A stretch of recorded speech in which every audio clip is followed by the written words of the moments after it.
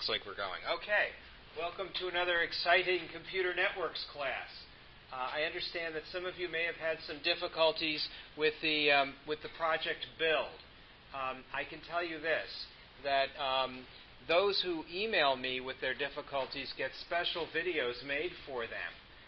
Or I will come into their computers remotely with TeamViewer, and I will work on them over the phone and on the computer, just like a help desk.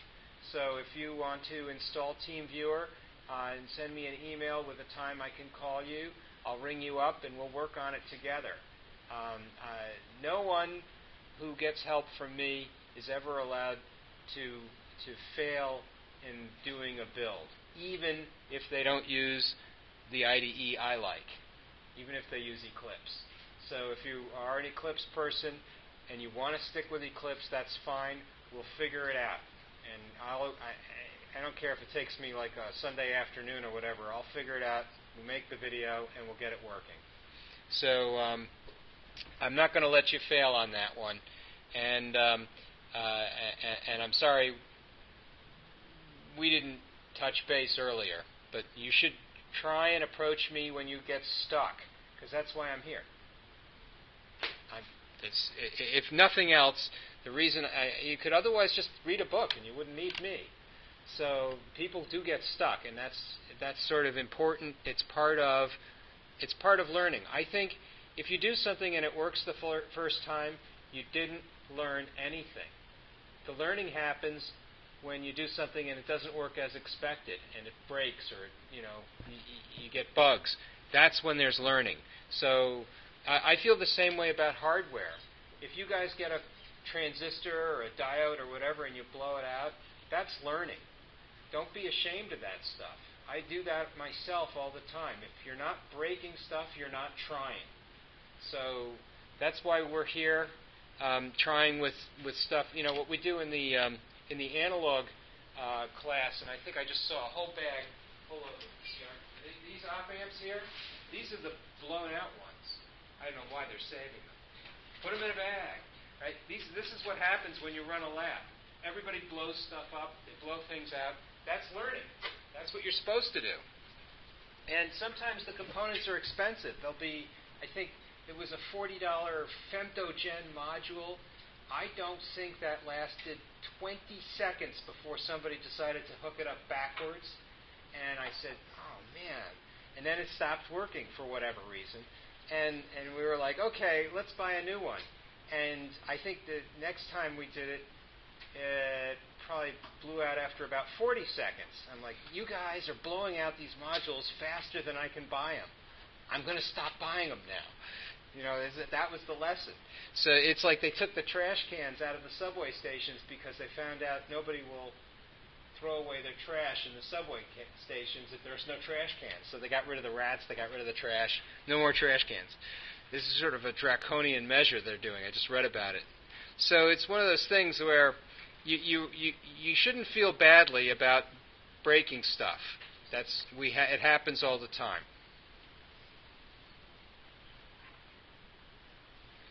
So just to sort of recap, this class is really about digital networks.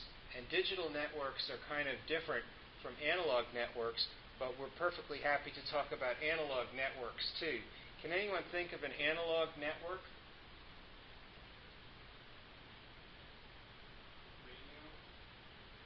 Radio? That sounds pretty good. Yeah, actually, you can have analog broadcasts, and they go to a lot of people. So that's a one-to-many relationship. But it's a network, and in fact, you can take the programming from one station and transmit it to another, and they actually call it a network.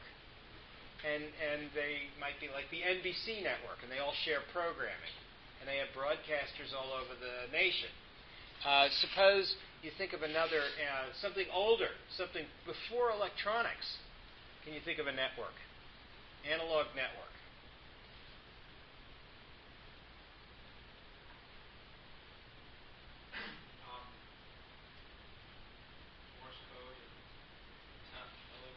Well, that's probably the electronics age, right? Morse code. But there was a code for smoke signals.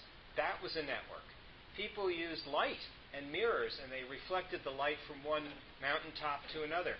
That was a network, a communication network. Just people talking to one another and passing a message from one to the other. See you guys later. Thank you. That's a network. So analog networking, that's as old as people communicating. So as soon as people started communicating, they were engaged in analog networking.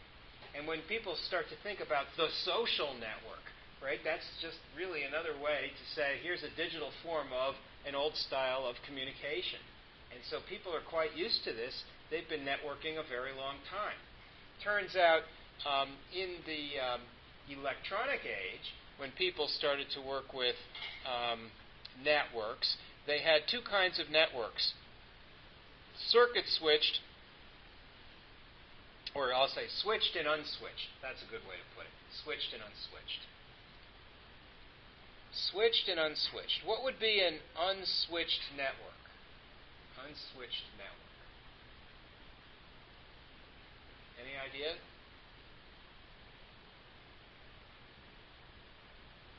An unswitched network?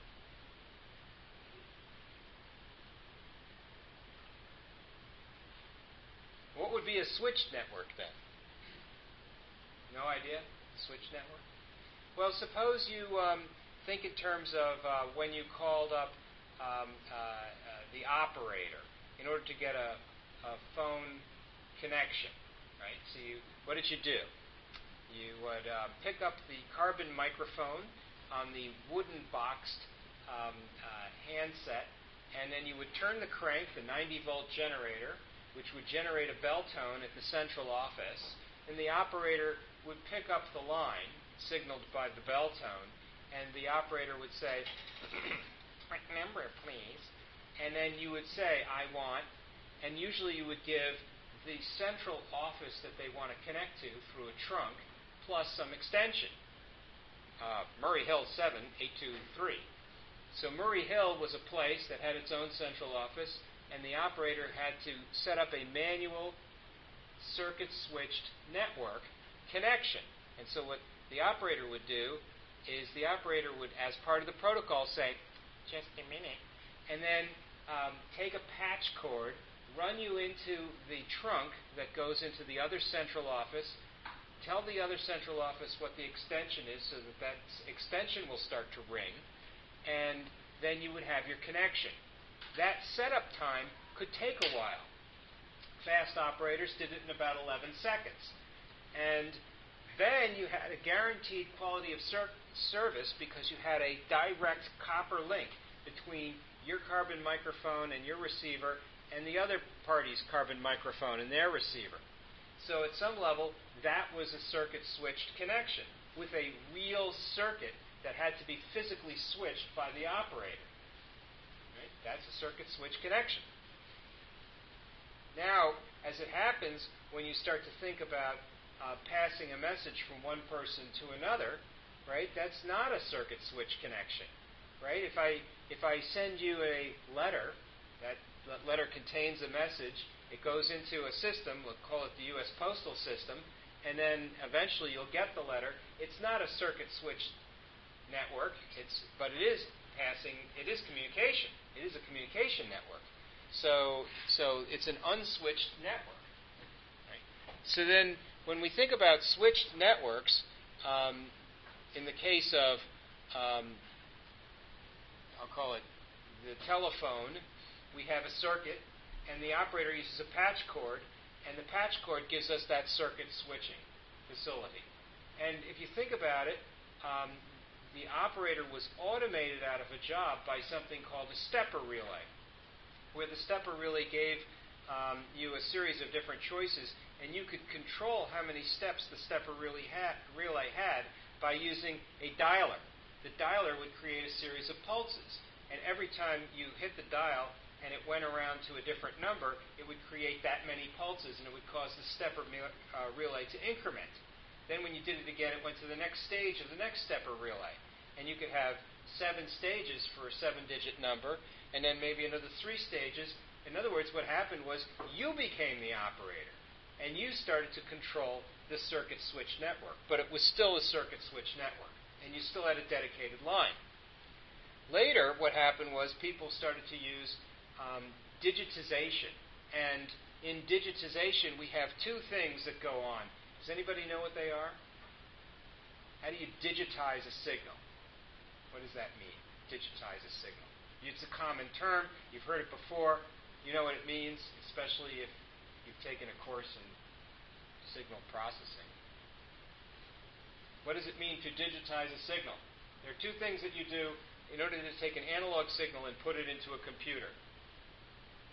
The first thing you do is, and then yes, Rich. Sample and quantize? Yes. First you sample the signal by taking a section of time and defining what's called a sample rate. And you say, well, I'm going to sample the signal at 8,000 samples per second. Therefore, every 1/8,000th of a second, I'm going to grab some value.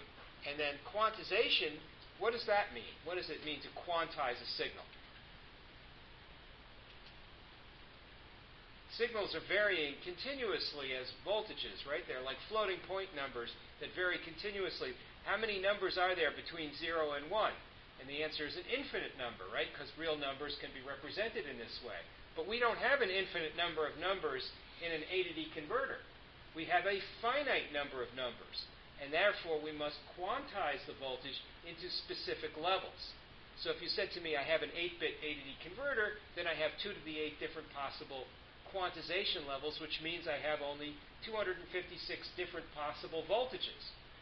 What does that mean to me, the programmer? It means I'm going to get an integer, a number, that is between 0 and 255.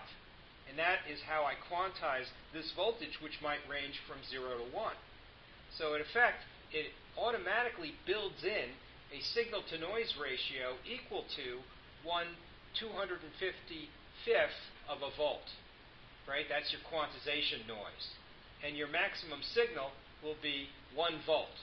So then, if you want a signal-to-noise ratio, it's 1 volt divided by 1/255th of a volt. And then you can take the log of that, and you get a signal-to-noise ratio in dB when you multiply by 10. And we'll discuss logs later. But that's a critical computation when you're dealing with communications. People are always talking about their signal-to-noise ratio. This is a measure of how much, I'll say, how many bits you actually have.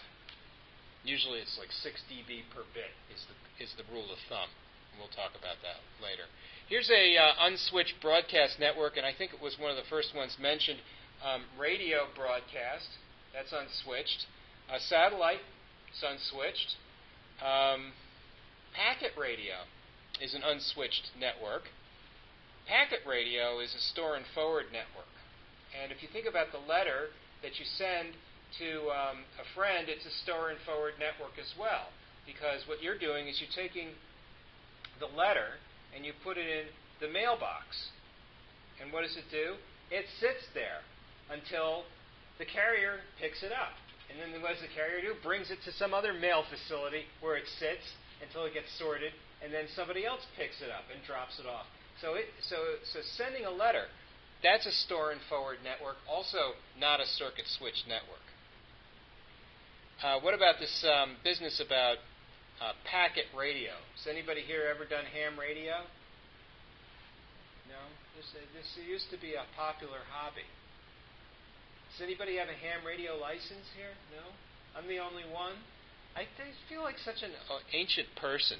It turns out in the old days, when ham radio was popular, we had packet radio systems. In packet radio systems, and there are towers all over the place, you might not know about these things, you can essentially take your handheld transceiver and turn it into a data accessory for a computer. And you can transmit from one computer to another using a store and forward mechanism, not a circuit switch mechanism, in order to be able to get the packets from one place to another.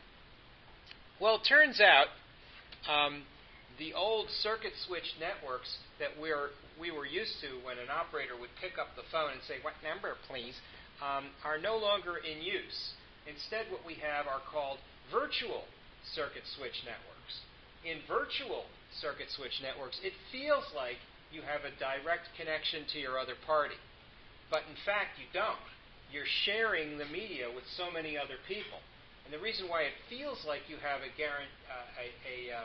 direct connection is that you have a guaranteed quality of service that guarantees latency and guarantees your signal-to-noise ratio and guarantees your bandwidth. And that guaranteed quality of service is not available to you in normal internet-based voice-over IP systems, which is why some of those sound like you have a lot of latency, a lot of delay when you go and start to talk to the other party. So I'll say this about that.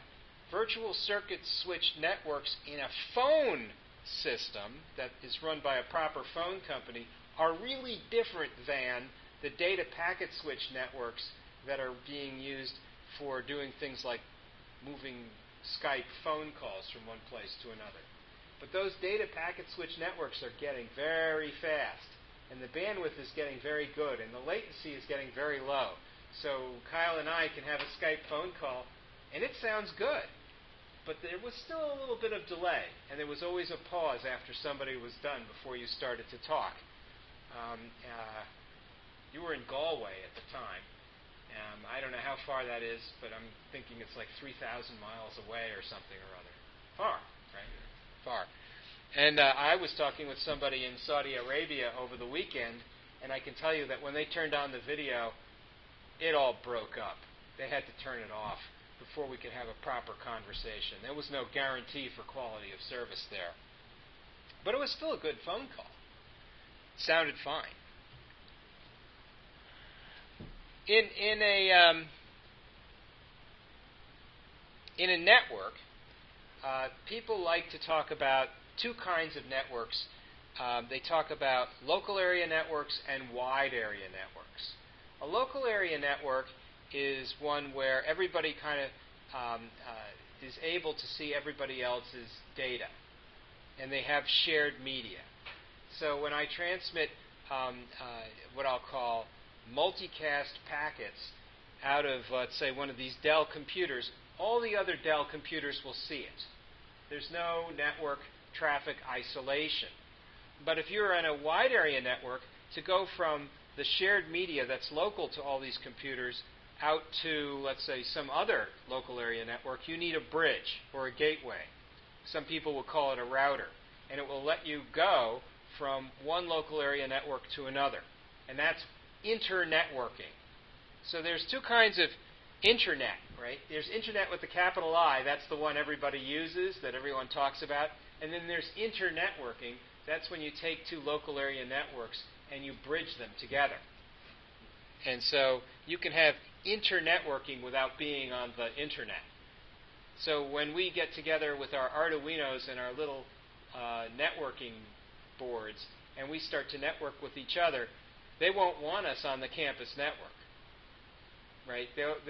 We shouldn't be internetworking with them. We'll be on our own local area network. We'll have our own hub and we'll do our own thing.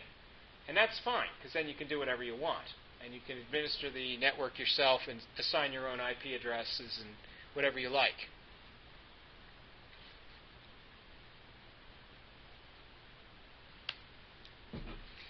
In networking, sometimes we think about layers.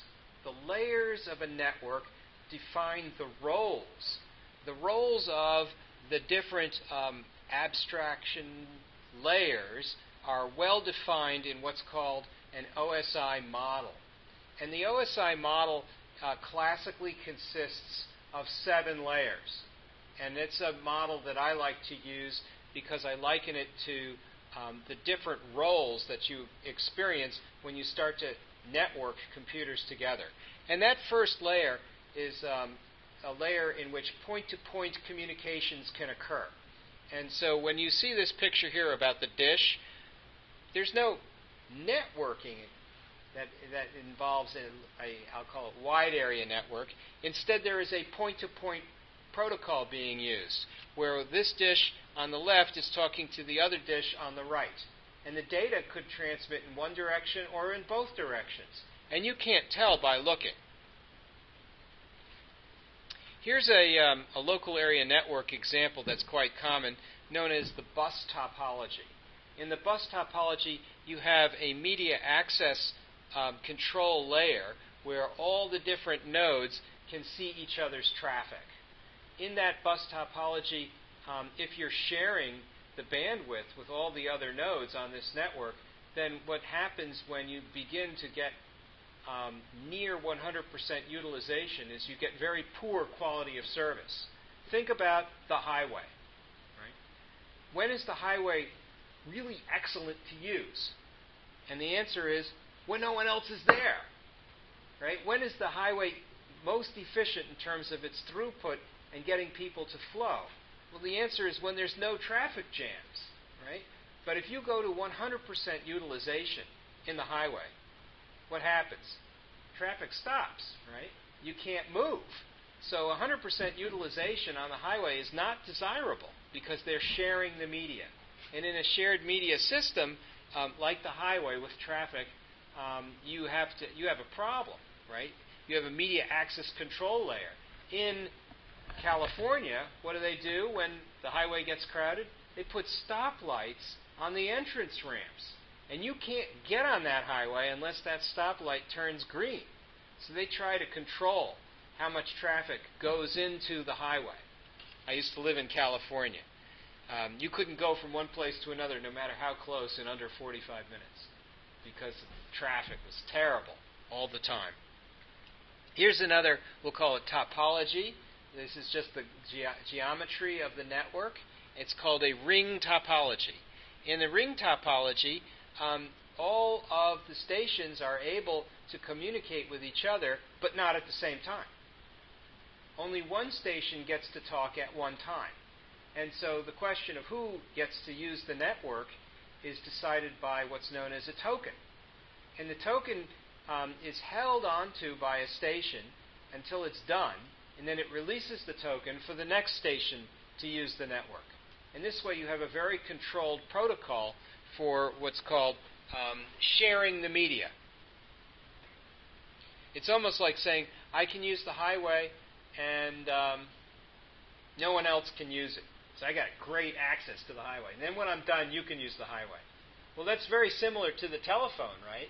With the telephone, if somebody's on the phone, it's in use. You can't use it. That's a consumed resource.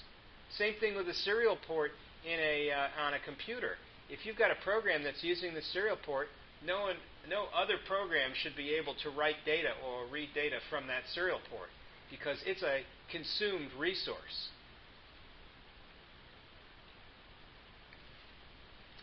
So there's a couple of different models. I made allusion to the first model already called the OSI model. That's called the Open Software Interconnect model, and that has 7 layers. But there are other people who have a 3-layer model. And in the 3-layer model, they've got a network layer where the internetworking occurs, the transport layer where they have the role of flow control and error detection or correction, and then an application layer where some file transfer protocol program is running.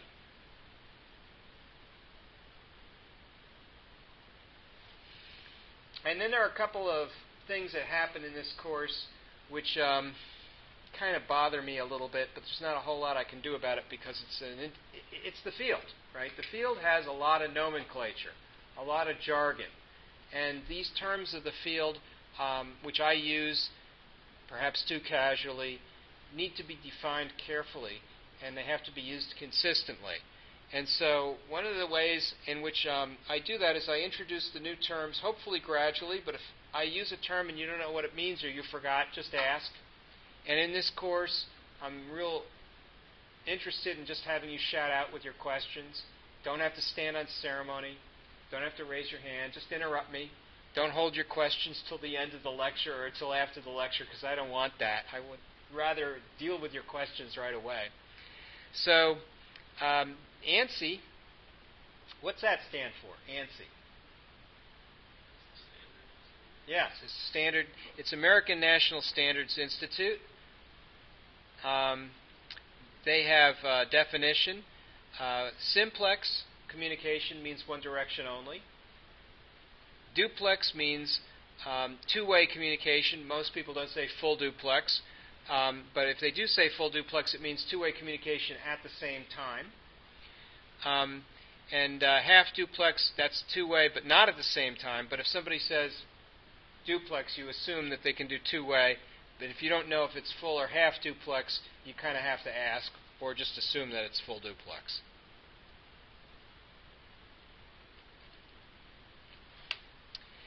There's a French term for IACTChapter, and I can never remember it because I don't speak French. International Telegraphic and Telephone Consultative Committee, I guess. And they have their own sort of nomenclature, and it's unfortunate.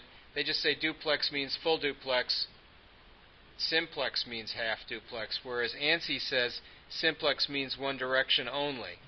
So this is one of those things where the nomenclature in the field doesn't agree, and that's a pain. You know, if the two standards organizations can't agree on what the standard definition is, what hope do we, as mere computer network students, have to come across any kind of consistency? But you kind of have to be aware that even within the professionals in the field, there's no agreement. And that kind of stinks. And in fact, I believe that this is indicative of failing in the entire field. It evolved so quickly that the standards never really got properly standardized. And I'll give you a good example. For example, the serial port. Okay? Serial port sounds like it should be a relatively simple thing. You go onto a Windows computer, it's called the COM port. And it's a little D-connect with perhaps 15 pins on it. Or is it 9 pins? I forget now. Maybe it's 9 pins. I have to look. Wait. Well, I'm looking at the COM port here, and it looks like 1, 2, 3, 4, 5, 6, 7, 8. Yeah, it's like 9 pins. So it's a 9-pin D-connect on the back of the Dell computer, but it happens to be a male with a chassis mount. You go onto a Mac, there isn't one, or at least not anymore. But when there was, it was a circular 8-pin D-connect. You go on a Roomba robot, it's a circular 8-pin D-connect. You go onto any one of the robots that we have in our robotics lab, it's a 25-pin D-connect. In other words, people use whatever they want. Right? It's a circus. There's no standards. And they've been doing this since the 60s, so there's a legacy involved in serial ports. And I say, what a shame. Isn't that terrible? Because no one can standardize on these things. Everybody's building cables to translate from one standard to another. Total unnecessary expense. Right? But there's no standard for it.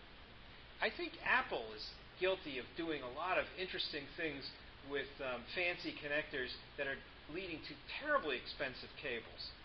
Right? They have these funky things that go into their iPads. They call them lightning connectors, and then at the other end it's a VGA connector, and then they have the temerity to charge you like $50 for the cable. That's so typical, right? And why are they doing this? And we see this all the time, and for no good reason I can see.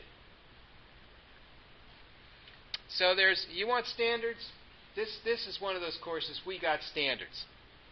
ISO is an international standards organization. ANSI is the American National Standards Institute. IACTChapter is that consultative telephone technology, whatever. I forgot already. And I just read it. And OSI, the Open Systems Interconnection Model, is the 7-layer model used to describe networks. And that's the one that I'd like you guys to try and learn. So that's a standard. It's an international standard. It's not an American standard, but everybody seems to know it. And I'll just run through the layers for you real quick. There's a physical layer. That's the first layer. Then there's a data link layer. Then there's a network layer. Then there's a transport layer. Then there's a presentation layer, and then comes an application layer. And let's see if we can't go through these real quick by defining them and what their roles are. In the physical layer, what can you think of in terms of what might be a physical layer thing? What would be physical? Yeah, wire. Sure. How about if it's Wi-Fi? Is that physical layer? Yeah, because it's energy. Anything with energy going from one place to another. Who would be in charge of designing things that are in the physical layer? Who? Engineers. But what kind of engineers? Hardware, electrical engineers. Sure, not mechanical, right? And certainly not the software guys. It would have to be either the computer or the double E's. So if you're thinking in terms of creating a new network at the physical layer, if you want to work in the area of microwaves, that's probably an electrical engineer. Right? Because electrical engineers are schooled in the area of antenna design.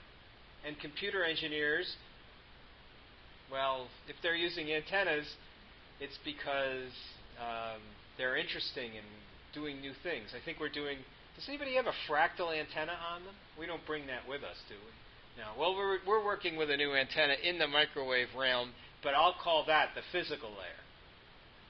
Right? That's physical layer. Right? If I told you, oh, here's a Bluetooth antenna, physical layer. Then comes the data link layer. This is where protocols happen that packets might be used, although in the world of OSI ISO, we call it DLPDU, or data link layer protocol data unit. Right? What would the data link layer protocol data unit be? It's a group of bits. And that group of bits in Ethernet might be called an Ethernet frame. In packet radio, it might be called a packet. In some other transmission system, let's say in a modem going from one end of the phone line to the other, you know, that's a modulation scheme that uses a link access protocol, and that's point-to-point protocol. That's a data link layer. So anything that's point-to-point protocol is data link layer. And what it's trying to do is manage the transmission of data from one place to another. In data link layer protocol, you might be able to say something like this. My packets are getting a lot of errors and I have to retransmit them a lot. Let's make the packets smaller so you can negotiate the size of your packets with your transmitter and say, I'm getting too many errors. I'm asking for too many retransmissions. Back off a little bit. Slow down the data rate. And this enables you to transmit more reliably. And transmitting more reliably may actually mean that you have to transmit slower. But overall, on average, that might mean that you can move the data faster. Oddly enough, slowing down and being more reliable can make data transmission happen faster. Because if you go really fast and make a lot of mistakes and you have to do it over, that's not going to help your overall throughput. Sometimes this happens, like if you have a typing exam and you have to type and they're grading you on your typing errors. If you make a lot of errors, it counts heavily against you in terms of words per minute because you have to go back and correct those errors. So being correct in your transmission is sort of important. Data link layers can be responsible for doing things like error correction and error detection. And those two things are different and also very important.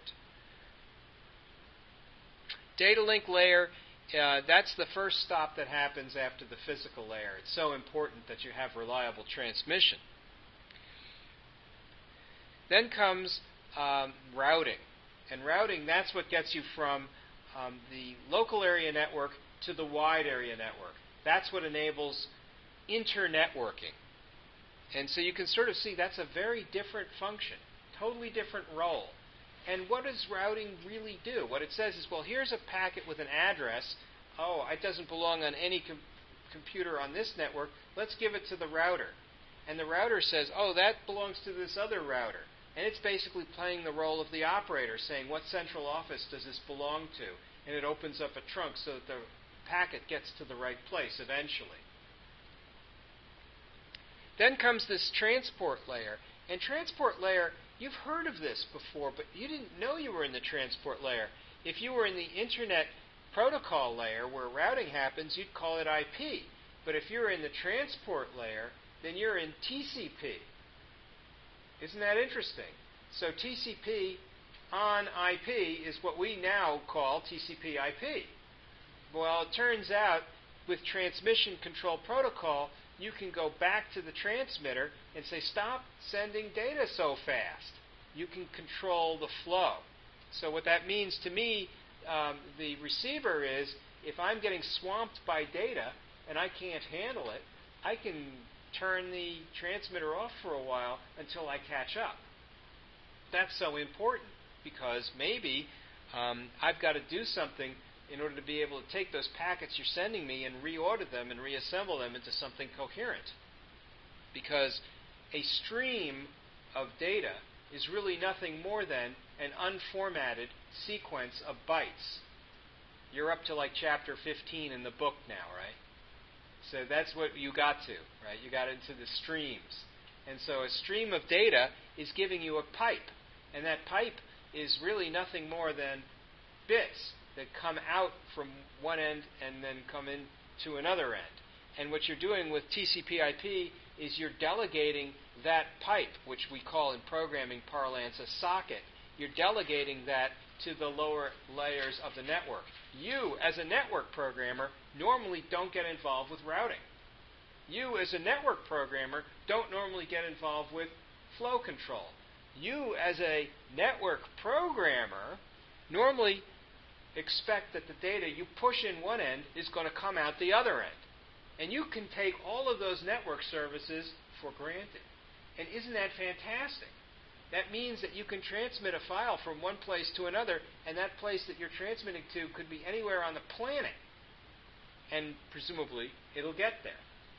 Because all of the flow control and all of the error handling is handled for you by the network services. Right? So that means what?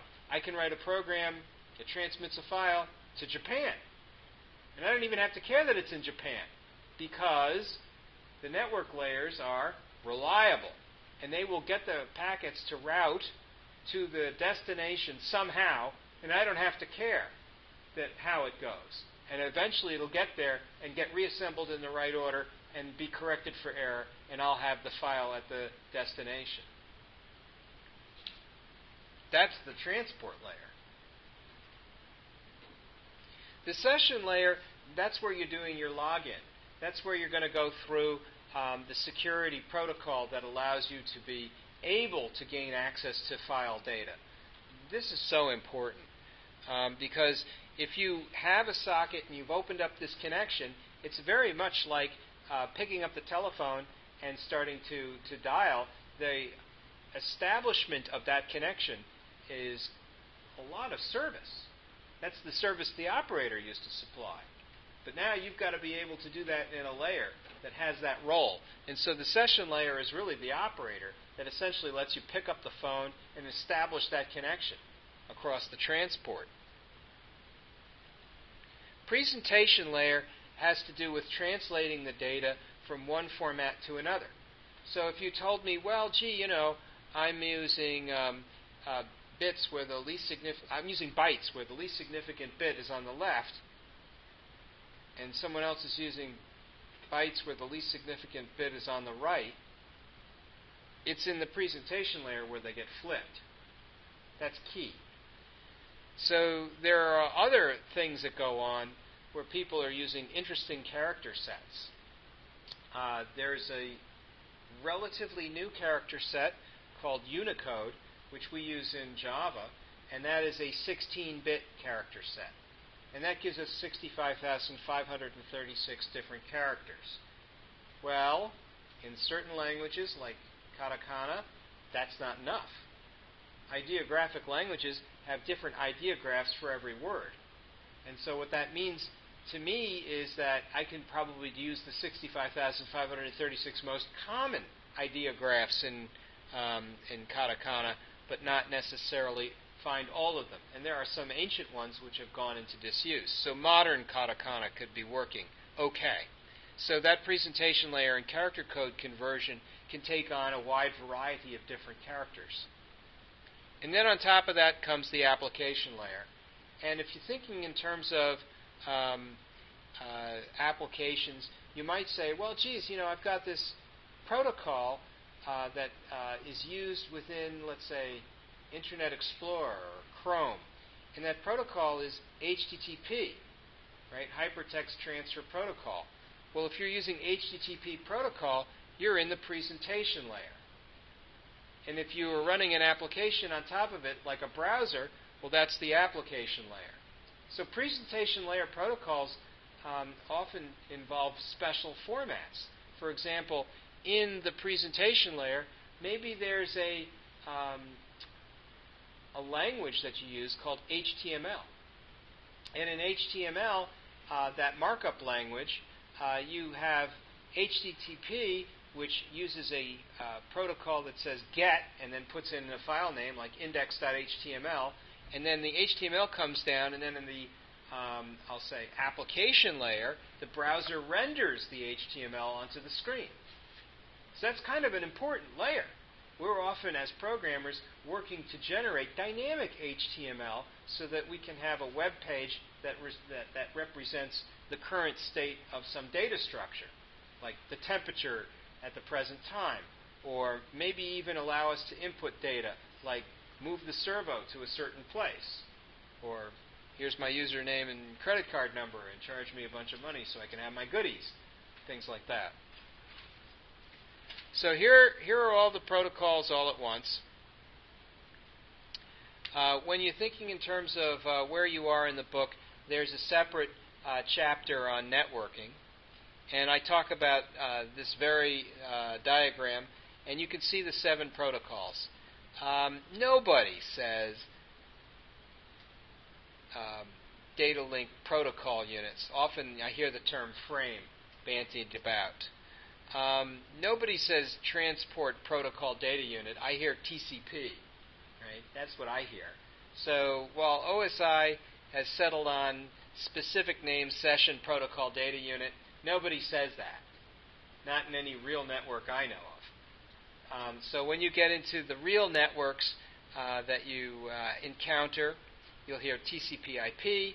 Sometimes you'll hear TCP/UDP for user datagram protocol, which is a little bit different than TCP/IP. So, you will see that there are different protocols out there. And not everything is Ethernet. There's ChaosNet, there's other kinds of nets, and not everything is using these bus topology networks. For example, the IBM cell processor uses a token ring network with perhaps 8 cores. And I think they put that in the PlayStation now, although I'm not sure if it's still there. Maybe they used to. It was considered a high-performance supercomputer at the time, but it was very important that you knew how to program it. And they changed it. What are they using now? They're using Intel inside. Oh, okay. They changed it to pretty standard. Oh.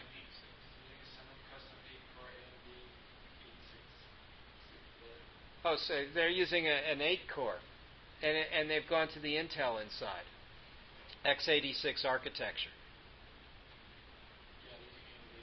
Yeah. AMD, as far as I know, only uses x86 architecture, or maybe what you call x64, or whatever they're calling their. x86-64. Yeah, -64. Yeah. Turns out there are compelling arguments for going with standards, particularly if everyone has got the tools for compiling to them.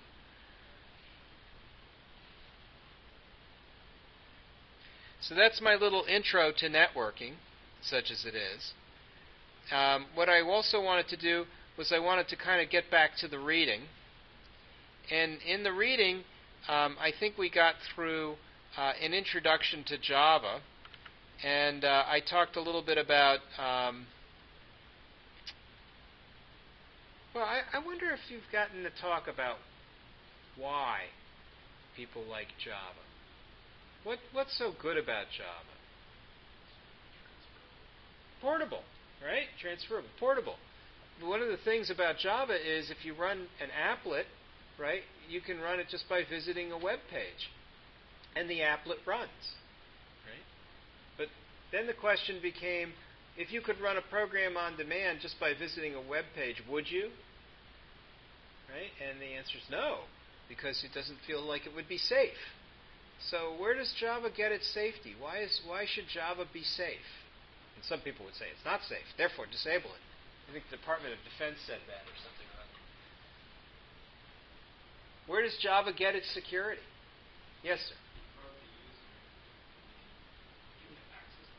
Oh, users give permission. But what if a user doesn't give permission? Does that mean you can't run Java? Yeah, you're operating with an instance of the security manager, which is immutable. You can't change it, and it gives you security through restrictions. You can't open up a file system object. You can't go in open up a connection other than a connection to the server. You can't send an email other than an email through the server. Certain restrictions exist when you're running inside of this default sandbox. Then when you try to run something outside the sandbox, usually you have to put a certificate in place and do what's called signing of the jar file. And then when the jar file is signed with a certificate, before it's run, the browser or whatever it is you're using to run the jar file asks you if you trust the author. Right? So if the author is Doug Lyon, it might say something like, do you trust Doug Lyon? And if the answer is no, then do not run his program. Right? But of course, what's happened now is I've increased the amount of liability that I am going to experience, because if I sign something and it does something bad to your machine, then you're going to be mad at me. And now I have, if my program goes in and does some viral thing and deletes your files or steals your identity or whatever, and you have to go through the rest of your life and you don't know who you are because I stole your identity, then what do? You end up suing me. So I have incurred liability by signing these jar files. So I have to be careful about which jar files I sign.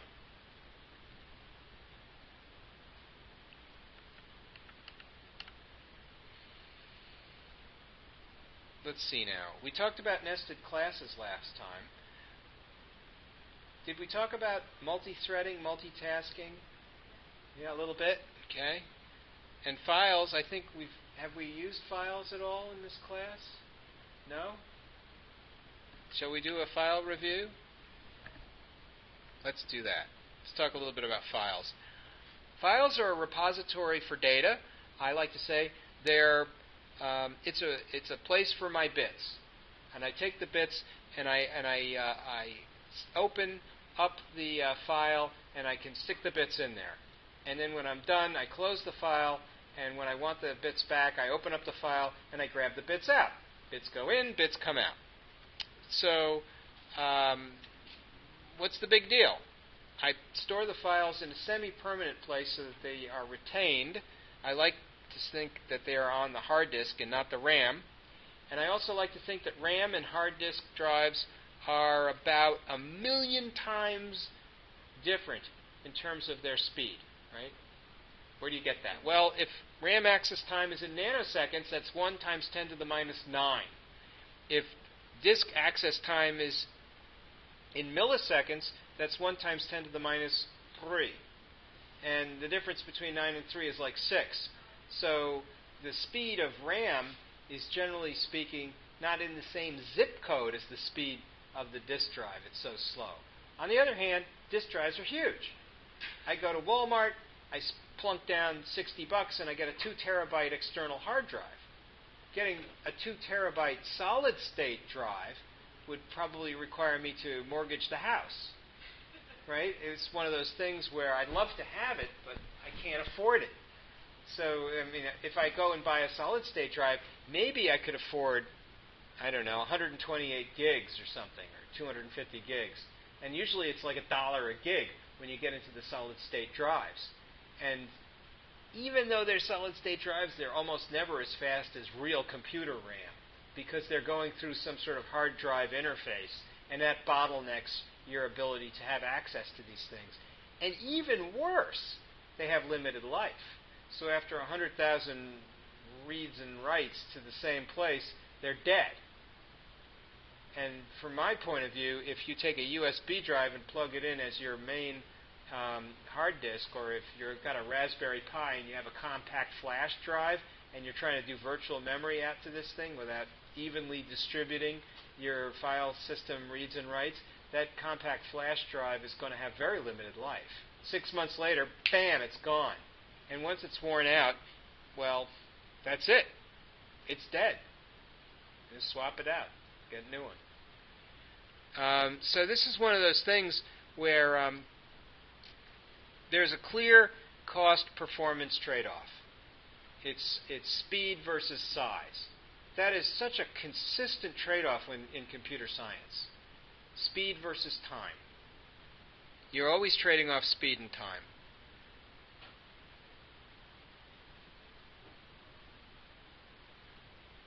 It reminds me of a song. It's about encryption. Super polylogarithmic sub-exponential functions. Faster than a polyglot, slower than exponential. Even though they're hard to say, they're really quintessential. Super polylogarithmic sub-exponential functions. Um-diddle-diddle, um-diddle-I, um-diddle-diddle, um-diddle-I. Oh, makes the phone ring. A coincidence? I think not. Ignore. Here, let me fix that. So the bottom line is most computations can dissipate a lot of energy. We can trade the heat with water, but there's a better strategy. The laws of thermodynamics do not apply when physics is not tuned. So physics does not require that power be consumed. Super polylogarithmic sub-exponential function. And then what they say is you can trade space for time. And I can't hardly remember this section, but it says the space will grow according to the exponential. So trade off time to save on space. This really is essential. You have that on your No, I don't. So it's one of those things. Space and time is such a common theme in computer science. I kind of got thrown for a loop because somebody was ringing the cell phone and it sort of screwed me up. But it's one of those things where space and time is such a common trade-off in computer science that you see it all the time in algorithms. That's cell phones. You must control your cell phone or your cell phone will control you. So when I think about file systems, I think about little toolkits that I have available to me for doing basic stuff. Here's a program which I was trying to demo the other day. Let's see if I can get to some of these other screens. Here's a screen that comes off of it. And if I go into the Edit menu, Preferences, Serial Port Setup, yep, there it is. This serial port, it says, oops, try it again. Serial port setup. This serial port is called a COM port under Windows, and you get to set the data rate for the COM port. You get to set the number of data bits that you use in a word, the number of parity bits, that's a kind of error detection or error control, the number of stop bits, that's what's called a framing bit, which tells you when the data bits for a word start or stop, and then the kind of flow control you can get. This is point-to-point protocol called data link layer. Well, guess what? When you open up a COM port, it's really a file. If you're on a Mac and you go to /dev and then you type in ls, you'll find all the USB dongles that you have plugged in, which have been turned into COM ports. You'll find the Arduino is in there. It's all part of your file system. That's how Unix does it. Windows is somewhat different. Windows, you can't find the COM ports in the file system. But when you do file I/O to the COM port on the Mac, you're really communicating to a serial port. It's not going to the disk, but it feels like a file, and it has a file descriptor. So that's an interesting point. And I don't know if you noticed, but last time when I did this, it didn't work properly because I was using pure Java instead of Java native interfaces, and I hadn't finished the migration. So now I can go to the serial port and it opens up properly. It's a small bug in my program. I hadn't debugged it properly for Windows. I had debugged it on the Mac. But it's a little address book program. No, they discontinued the API service. Yeah, they will no longer allow people to do data mining with Yahoo and points of interest. What a pain, right? I can't do it. Yeah, they stopped it. I don't know of any alternative API for doing that. I mean, it'd be cool if they could bring it back, but I don't think they will. If you read the book on files, my book, you'll find there's a separate package called Feudals. I think it says something like resistance is feudal. Feudal is file utilities, and this is where I keep all of my tools for doing file I/O. And within Feudals, I have a toolkit called Feudals. So it's feudals.feudal. And if you want to, you can find some nice examples. In the book, I think I put in some file examples in here, Chapter 14. So let's see now. Here's a file example.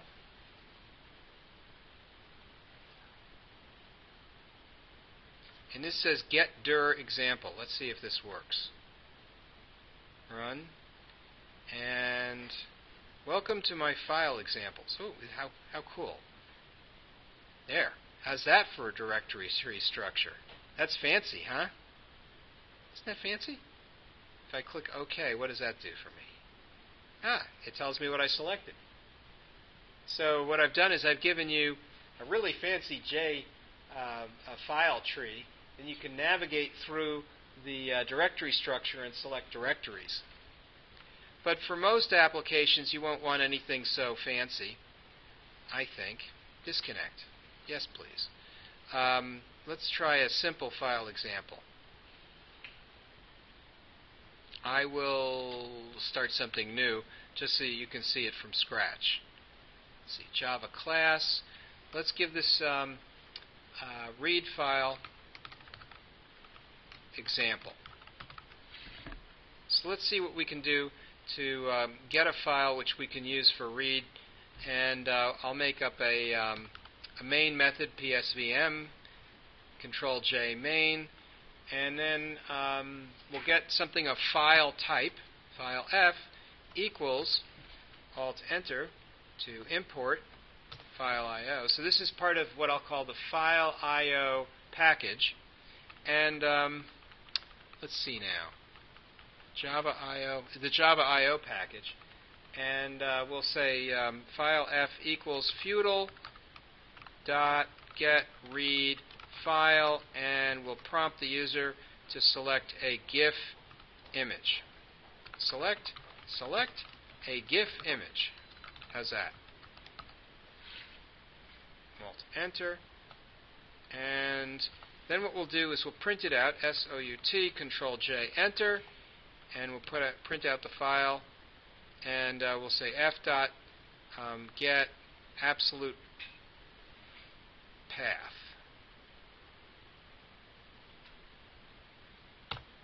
See what that prints.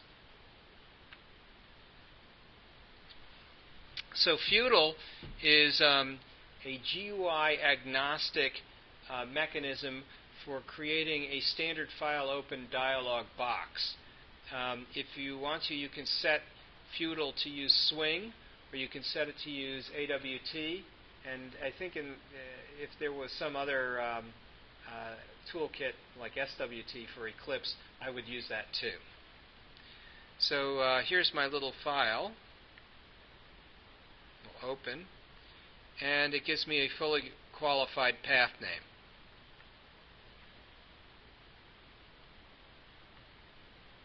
How's that for file I/O? So now I've got input. Right? So now the question is, how would I take this file and list it to the console? Suppose it's a text file and I want to read it. That is to say, I would like to have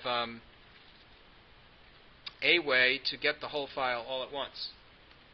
Well, in Feudal, I can get read. Oh, I know how to do this. Let's see. I think I know how to do this. Reader util dot get file as one big string. Ah, that's a good one. Get file as one big string. F. Put that in. Semicolon. Pretty cool. So now I can put in a string. S equals get file as one big string. And then SOUT, Control J, Enter, print the string.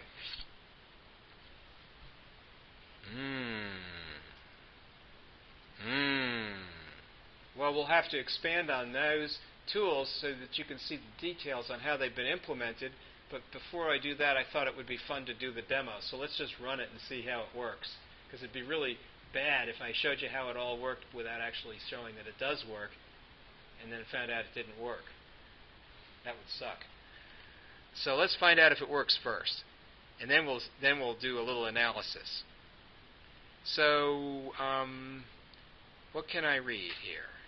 I can't read exe files. I need like real data. Do I have like real data here? J for P? There should be like some real data somewhere. Oh, I know. Let's have it print out itself.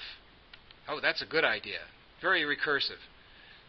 So we'll go into the files. What's the name of this thing now? Read file example.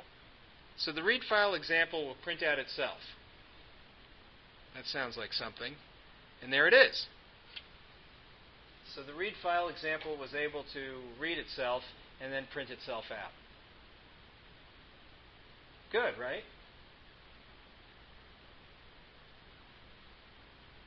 Isn't that fun? A file that reads itself and then prints itself out. How about if we look at how some of this stuff is implemented? Should we do that? It's an analysis. Right? There are a couple of ways I can do it. If I type on click get read file and then do Control B, we can see what I mean when I say this is GUI agnostic. I first check to see if we're in swing or not. If we're in swing, it'll do the get read swing file thing. And if we're not, it'll do the get read AWT file thing. Not only that, but it stores the last place it's been. That way you don't have to start at the root of the file system. In other words, this is not your father's Oldsmobile. This is going to essentially remember where it's been. And that's kind of important, because if you've been in a specific directory when you last opened a file, then when you go to open the file next, it's very common for you to be in a very similar place. So if you put your data in, I don't know, C:\lion \J for P \data, like I do, next time you open a file, you'll be there in the data directory looking for data to get, rather than starting from the root, which is what happens by default.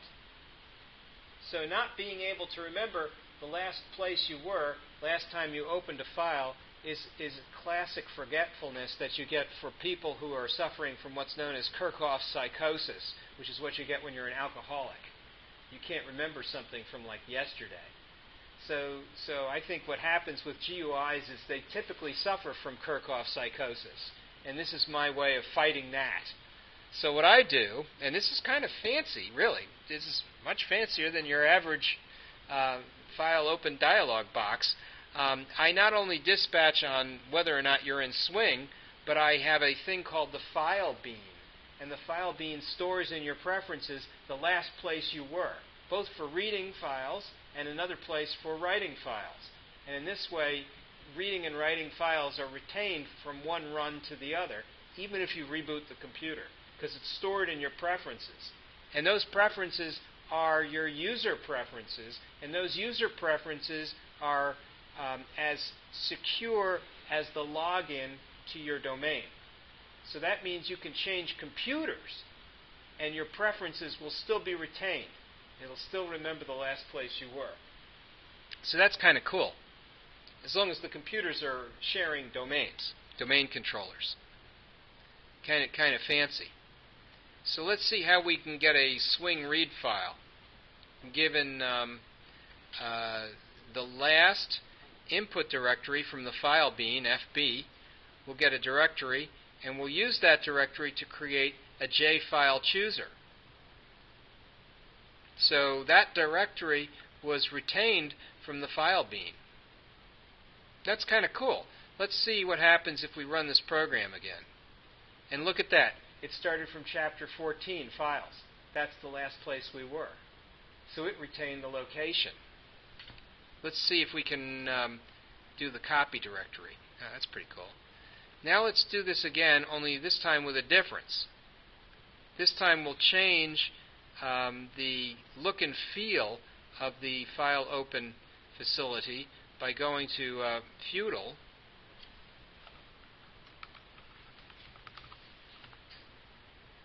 and say set feudal dot. Oh, I know how to do this. Sorry, I forgot my own code. I think it's a global. Find is swing.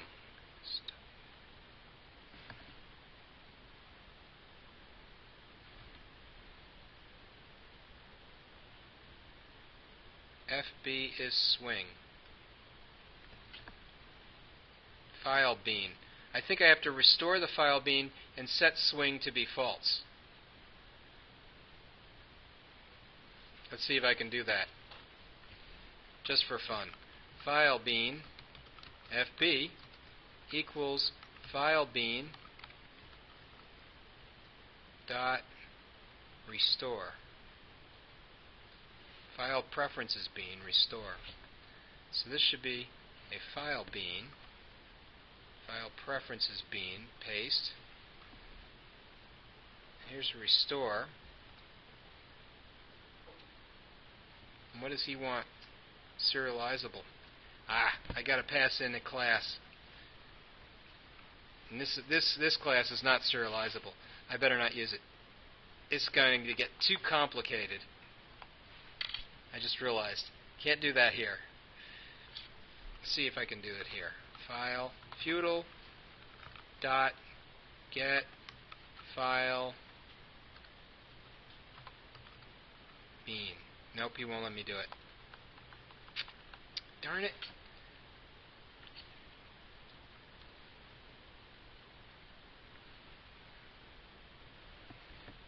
Oh, he did do a restore. It's feudal bean. I thought it was file bean, but it's really feudal bean.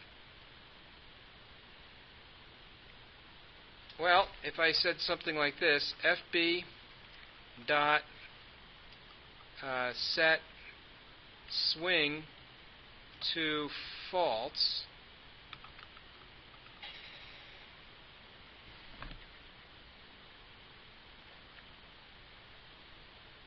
that would set it to false, and then you would be able to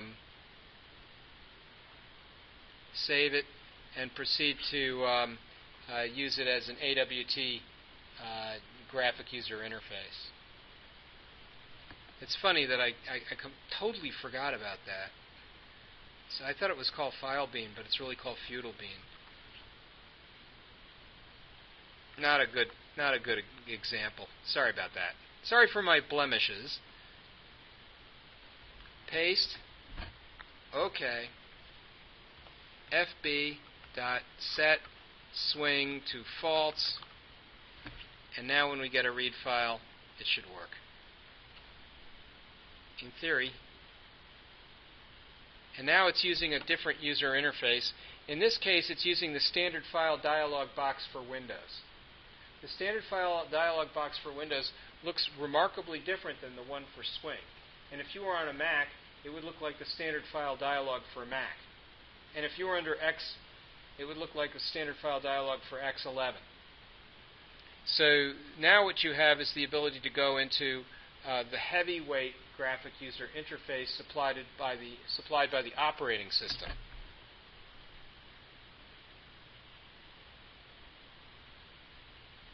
I just canceled instead of selecting a dialog.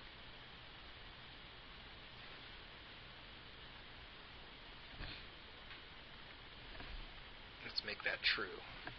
Try it again. And yeah, it doesn't quite look right. Open. Close. Run it once more. Now he's doing everything with AWT, and he's not changing it. I think I forgot to do a save. fb.save.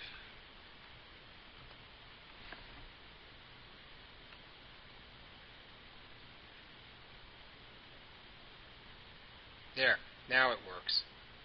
And he forgot where he was. So I've got to set the location, and then he should retain it. I want J for P. You should be in here somewhere. I think you must be on the C drive. Just a minute. Bear with me a moment. J for P. SRC. And we were in Book Examples, Chapter 14. And Read File Example. And we're there. Next time I run it,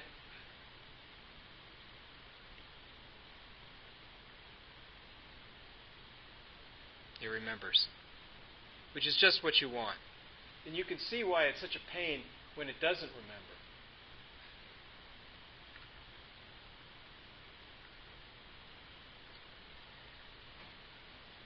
So what about this get file is one big string? What this is doing is it's populating a string buffer. And my reader is a buffered reader. When you go and open up a file, you can either open it up as an unformatted sequence of bytes, or you can open it up as a sequence of Unicode characters. If you open it up as Unicode characters, you're using a reader. And what that does is it interprets the bytes that come in as Unicode, which means you can get a string directly from it. So then when you go and you get a buffered reader, what that's doing is it's reading in a sequence of characters, and then when you do get reader as string array, is it does what I would call an idiom. Yeah. The idiom in this language is to put in a while loop in there and keep doing a br.readline, a buffered reader.readline, until you get null. Once you get null, that means you're at the end of the file. You see these kinds of idioms in C, in C++, and C#. This is just a classic sort of thing. And vector add element is being used because we just don't know how many times we're going to end up reading the file. We don't allocate space in advance because the file could be of unlimited length. What's the drawback of doing this read all at once operation? What could go wrong? What could possibly go wrong? You could run out of memory, right? If it's reading it in all at once, it should be efficient if you have enough memory. But if you have big files, then this is not the way to go. So if you're trying to process stuff all at once, this is a reasonable thing.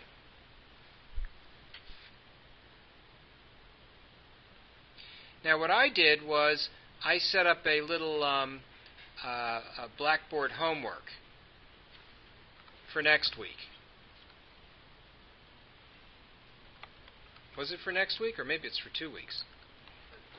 2 weeks. It's probably for 2 weeks. Next week? It's next week? Yeah, if you want to make it 2 weeks. I can make it 2 weeks? Is it 2 weeks or next week? I forget now. Let's see now. See if we can get this homework in here. It's under course content, and it's called, oddly enough, Homework 2. Data mining. You're given a URL. What does this thing do? URL doesn't work, by the way. The URL doesn't work, and does it say when it's due? Yes. Where does it say? Click it. Oh, you have to click it?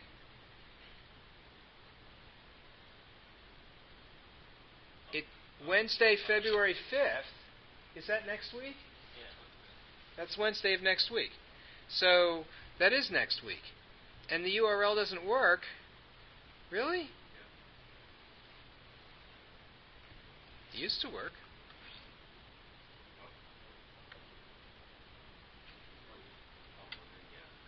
Oh, you know why? It looks like it put a backslash in here. What else did it do wrong? Enter. Oh, maybe it still doesn't work. Oh, that's terrible. I gave you a URL that doesn't work.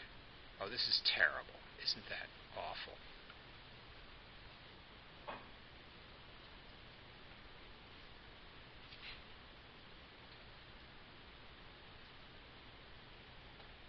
We'll have to fix that. So the goal is to use a URL for input and then write a program that will get the string associated with that URL and do a little data processing. But unfortunately, the URL is bad for whatever reason. Used to be good. And your goal is to take the HTML associated with that URL and convert it into a data structure, which is a text file consisting of comma-separated values. That was the goal. But since things aren't working, I think maybe we should take this homework 2 off the table, because things are... Why should the URL be bad?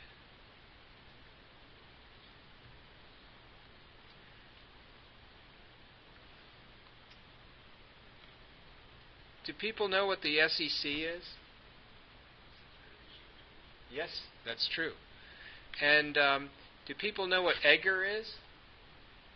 Electronic Data Gathering Archive. So the Security Exchange Commission, since 1996, has required that all publicly traded companies, except in exigent circumstances, file all of their financial records electronically with the Security Exchange Commission using their EGAR system. It's a government thing. It's your government at work, government hard at work. So what happens is they accumulate a lot of documents. I'll call it free-form financial narrative, as well as some very structured narrative in a wide variety of different markup languages, mostly called BRL for XML for business language, and also FIX for financial interchange for XML, or another form of XML language. But a lot of times what happens is you get free-form financial narrative with the formatting of HTML. And those HTML documents are documents which you can parse and read and use for your data mining. And so I had an interesting little financial data mining project for you. But I think maybe we'll put that on hold for now, since it seems to have a bug in it. My project has a bug. Not sure why.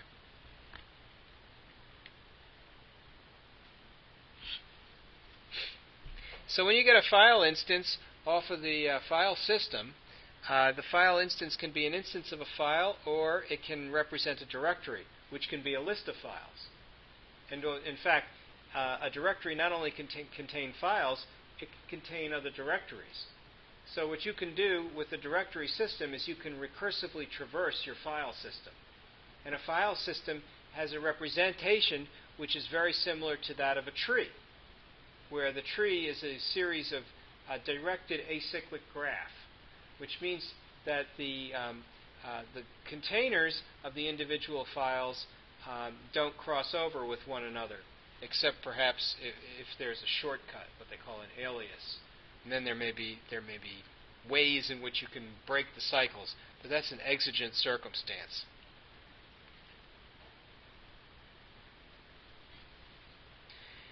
There are these things that you come across that I think really speak to the lack of standardization in the industry.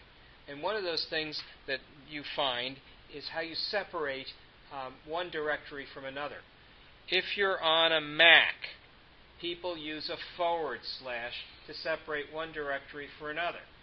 If you're in Windows, people use a / to separate one directory from another. Gee, can't we all just get along?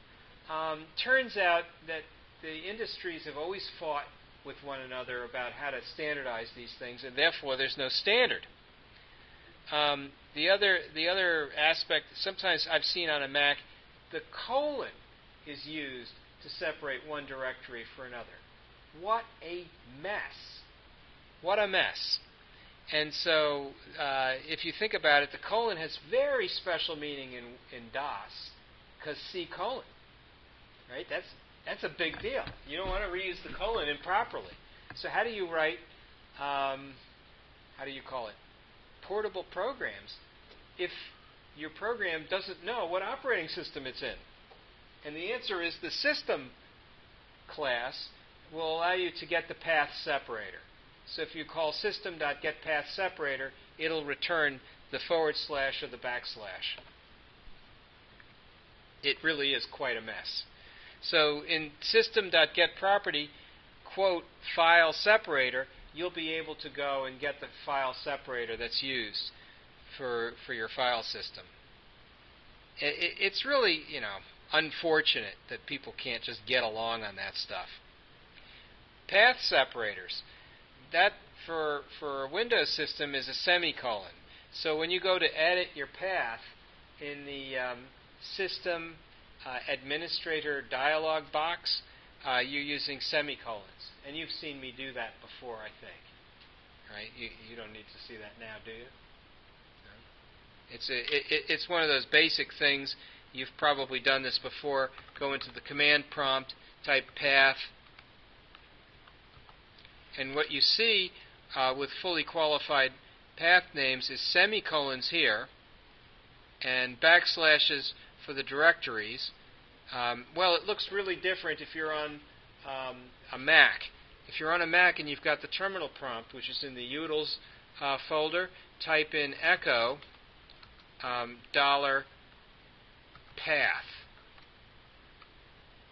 On Windows, it just says path, but on a Mac, it'll expand the variable path with the $sign into its standard value. In Windows, if you just type set and hit enter, you can see all of the global variables and how they've been set. I don't know if you've ever tried this before, but there it is.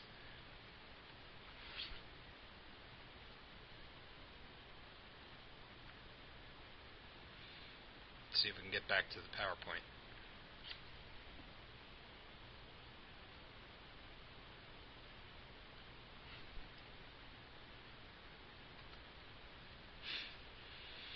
So I've got my own way of getting path separators. I like to make my own toolkits for these things because I often forget stuff like what the string is that should be contained in the quotes when I want to go get the path separator. So by making a toolkit, it reminds me, kind of documents it. System utils, for me, does that. System utils is like the feudals, only for things like getting things like the path separator.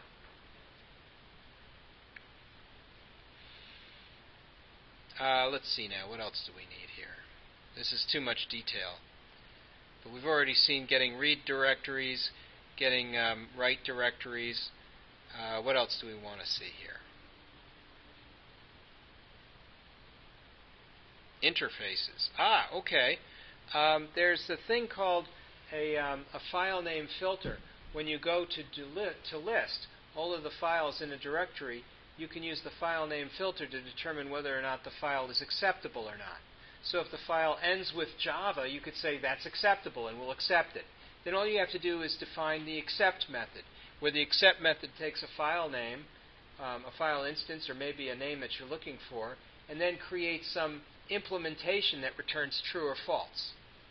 And then you can use that to explore your file system. And you could say, well, I think I want to delete all the class files, right? Because sometimes in Eclipse, they geographically co-locate the bytecodes or class files with the source code files. So to recursively delete all of these files in Windows, you could write a program that says if the file ends with .class, then you delete it. So deleting all the .class files requires recursively traversing the directory structure and then using some sort of a test to see whether or not that's a file you want to delete.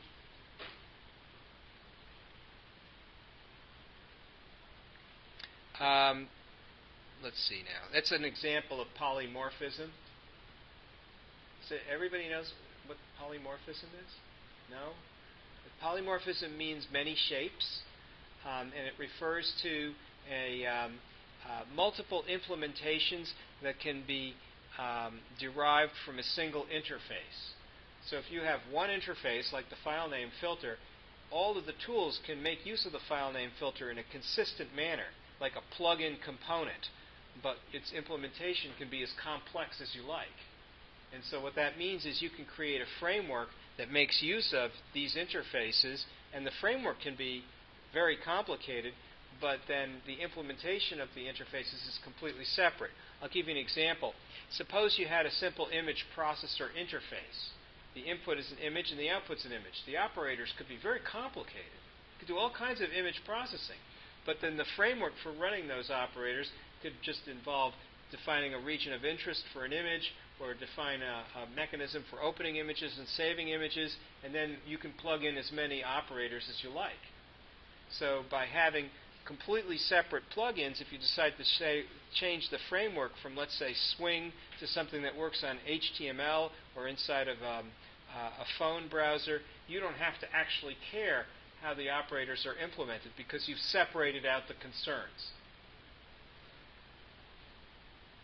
So in a sense, you have arrived at a mechanism for code reuse by using polymorphism.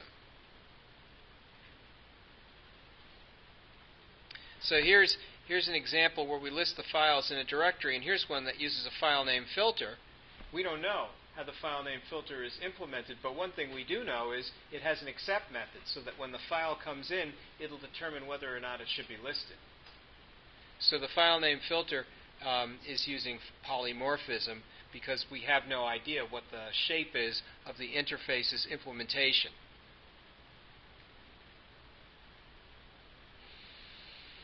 You've probably seen dir in DOS. Gesundheit. ls is the way you would do that in Unix. So I created my own ls class, which is just like dir in DOS, and that lists all the files in a directory, and you can use a file name filter and choose how the directory files are listed.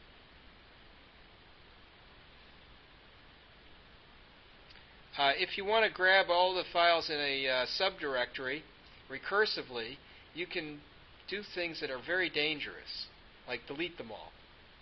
It's very easy to write a program that does serious damage to your file system. So this is your warning. It's a very powerful gun, and if you shoot yourself in the foot with it, don't come crying to me. It's especially onerous if you want to do damage. If you want to print all the files in a directory, that's okay. You want to list all the files, compile all the files, fine. You're going to delete all the files? You're on your own, buddy. But you can do it. You're a Java programmer, you can do it. Just call f.delete, where f is an instance of a file, and it's gone. And it's not going to ask you if you're sure. Okay? It just does it. Which is good and bad, depending upon how you look at it. So here's my get subdirectory example. It's asking for a prefix, a suffix, and a midfix, which says here's the wildcard I want to match in the beginning, the middle, and the end. So it could be something like F star ava dot CLA star, or something like this, whatever you like. And once I have that, I make what's called the wild filter. The wild filter implements the accept class. It has to start with the prefix. It has to end with the suffix. It has to contain the midfix. And that'll be the string representation of the file name. And then I pass the file name filter off to dirlist, which recursively gets all the files in the directory that unify with the wild filter. Once I get all those files, I can proceed to do something to them. Write a for loop, delete them all, whatever, copy them all.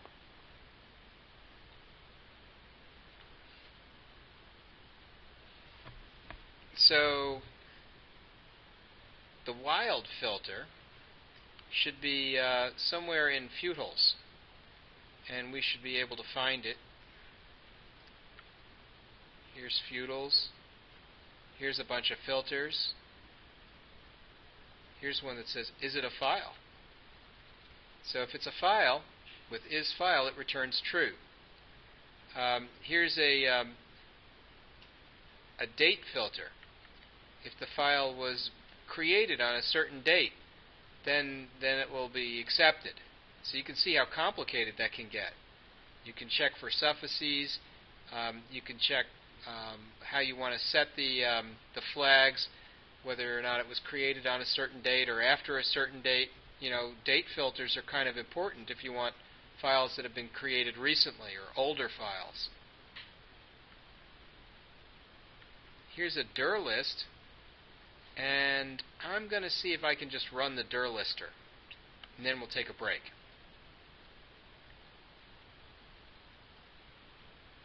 Select root directory, open, and there it is. Let's try a higher level root directory. Run. And you can see it remembers where it was, chapter 14. Let's go up a little bit. We'll go into the book examples. Let's list the book examples. And here's all the book examples. So that's handy, right? For data processing applications, being able to go through the whole directory structure, that's convenient.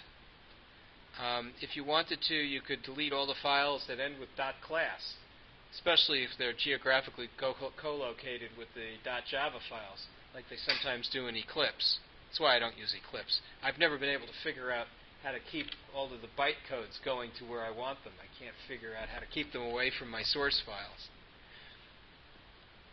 So I've got a couple of interesting things, detecting duplicate files, that sort of thing. I think that's all I've got for the file examples. Let's take a little break.